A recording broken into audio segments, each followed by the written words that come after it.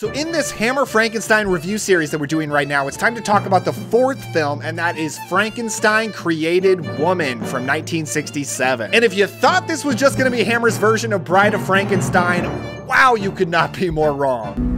Not a chance. Hey guys, welcome again to the Cobwebs channel. My name is Daniel, and something that's interesting about this movie is it was actually supposed to be the third film in the franchise, a follow-up to The Revenge of Frankenstein. At the time, it just seemed natural to continue the series by going to a female monster, you know, taking the source material and the Universal series, and it was supposed to be called And Then Frankenstein Created Woman, which might have been the wordiest title until Batman v Superman: Dawn of Justice, but it didn't end up happening, and the series didn't continue for a few years until they partnered with Universal to make Evil of Frankenstein. I talked about how that movie turned out in the last video, how it basically just rebooted the franchise and tried to do an homage to the Universal films. But here in 1967, it feels like the series got back on track. For one thing, we got Terrence Fisher back in the directing chair. The director of the first two movies was absent for the third film, which his absence was really felt. And for this movie, he is back and absolutely killing it. We've also got Anthony Hines back as the screenwriter, also the screenwriter of Evil of Frankenstein, but I don't know, things just worked out with this movie a little bit more than they did with Evil of Frankenstein, so kudos to him for his redemption. Now, the movie kicks off with what might be the best opening scene in the whole series, but also the most confusing and intriguing, where a man that we don't know is getting executed. His young son watches from afar as the guillotine lops his head right off, so we're really kicking off with some violence here in this movie. We then skip forward in time and follow that boy as a young man. His name is Hans. I don't know why every young man in this series is named Hans, but none of them are the same character. It's just a thing, and we're just supposed to go with it. What becomes clear in this movie is this film is going to focus on Hans and a girl named Christina and their young lover storyline, and put Baron Victor Frankenstein, played by Peter Cushing, back again for this movie, a little bit in the background, which on paper sounds like a terrible idea. I mean, the young lovers plot is usually the most boring part of any old classic monster movie. We want to follow the monsters. We want to follow Baron Frankenstein. He is the man. But it works in this movie because Hans and Christina are so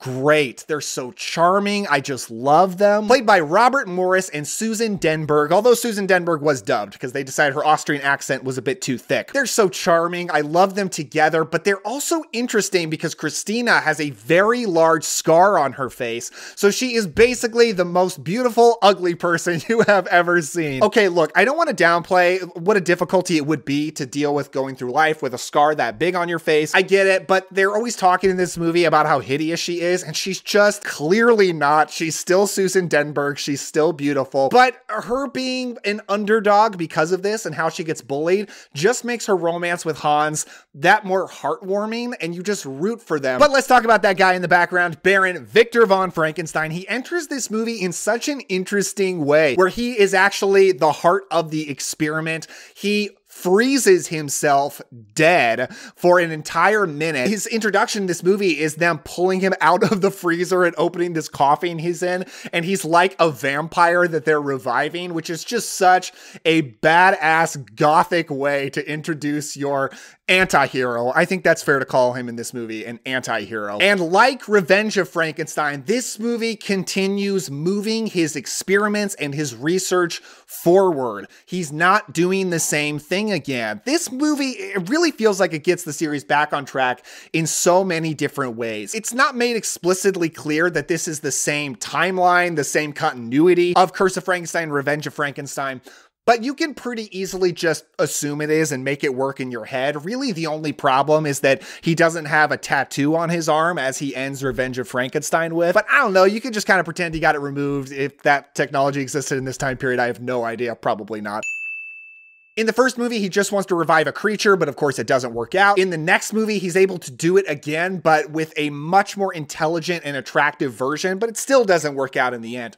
And now with this movie, we're not just making a female creature. You might assume that from the plot, but that is not the case. Instead, he's experimenting with the soul. This is a Frankenstein movie that's going more into the metaphysical, philosophical realms, and I love that. We're moving things forward. He comes to the conclusion that the soul does not leave the body for about a minute. So he constructs indestructible glass in which to trap the soul, because if nothing can get out of the glass, the soul can't get out, so he can just keep it as long as he wants.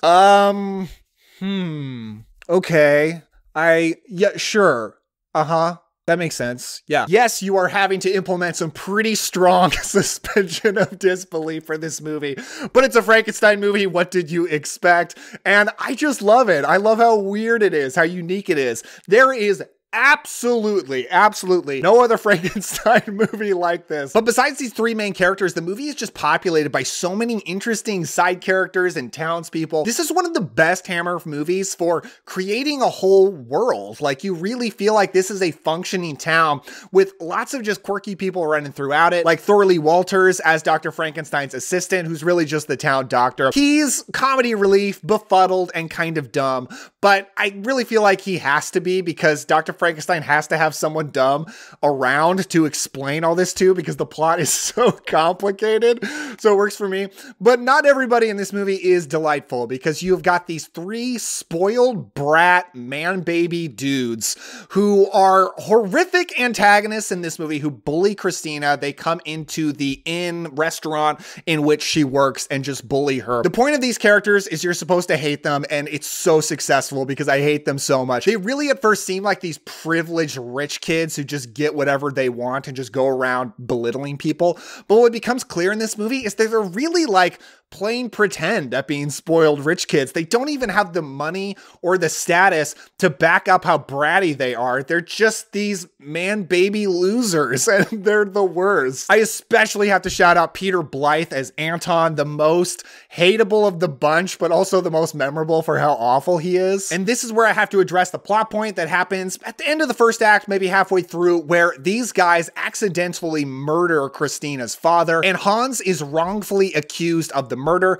and sent to the guillotine. This part makes Frankenstein Created Woman one of the most tragic Hammer horror films ever, and I just feel it in my heart so much. It's such a just horrible thing that happens, but also like avoidable, man, because he had an alibi for the murder. He just spent the night with his girlfriend, Christina, and because of the time period and the social norms, he doesn't say anything because I guess he just doesn't want to betray her honor or something like that. But dude, you're gonna die. Like, you two are gonna get married anyway. Get real. Get over it. Just don't die. But that doesn't happen. He dies. At this point, if their romance didn't seem Romeo and Juliet enough, she goes ahead and kills herself, and Frankenstein decides this is the perfect opportunity for him to trap Hans's soul and put it into Christina's body. No, you don't have to rewind. You heard me right. I really did say that. This is taking the boyfriend's soul and putting it in his girlfriend's body.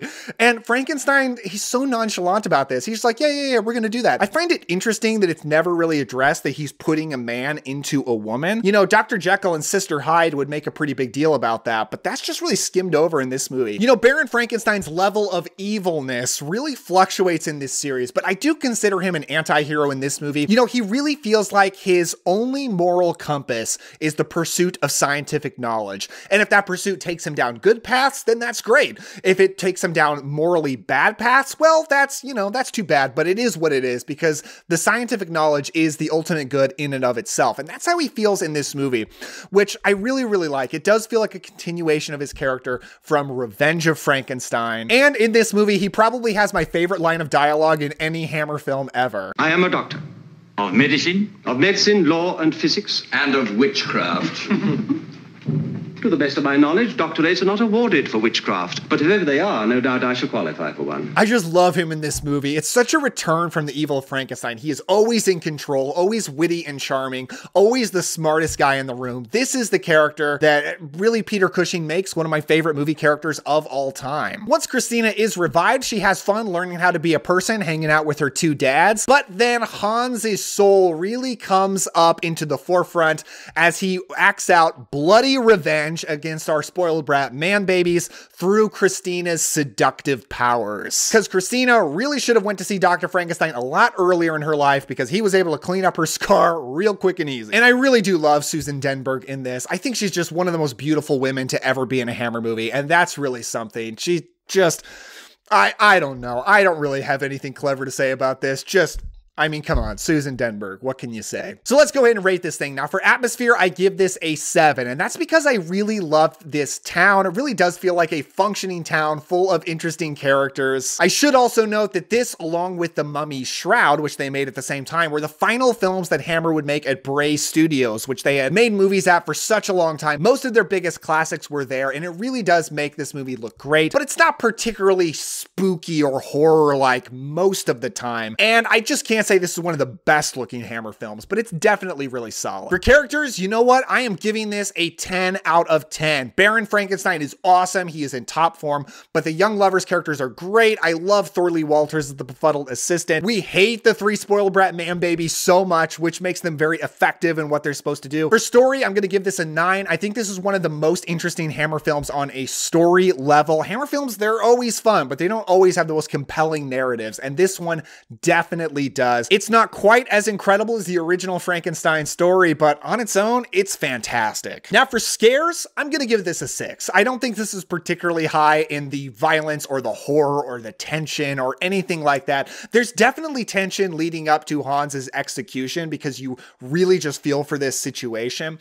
And the murders are satisfying because they happen, but they do mostly happen off screen. There's only one murder that actually happens on screen, and it's to the least hateable of the 3 man babies, which seems like a weird choice to me, but I do love Hans's decapitated head that talks to Christina and tells her to kill these guys. It's fantastic, but this is definitely not one of the creepiest Hammer films by any means. But all in all, I'm going to give this an 8. I think it's pretty much on par with the first 2 Hammer Frankenstein movies. Terrence Fisher with these 3 films, I think, made a perfect trilogy. But it's not just a trilogy because he did come back for the 5th film, which we will talk about later, so make sure you hit subscribe so you don't miss that, and click right over here for my playlist of my other vintage horror reviews, including the previous Hammer Frankenstein movies. Thank you so much for watching this video. I really do appreciate it and your support. Let me know your thoughts in the comments. Make sure to give this video a like, and don't forget to enjoy yourself today. Have some fun, and I'll see you next time.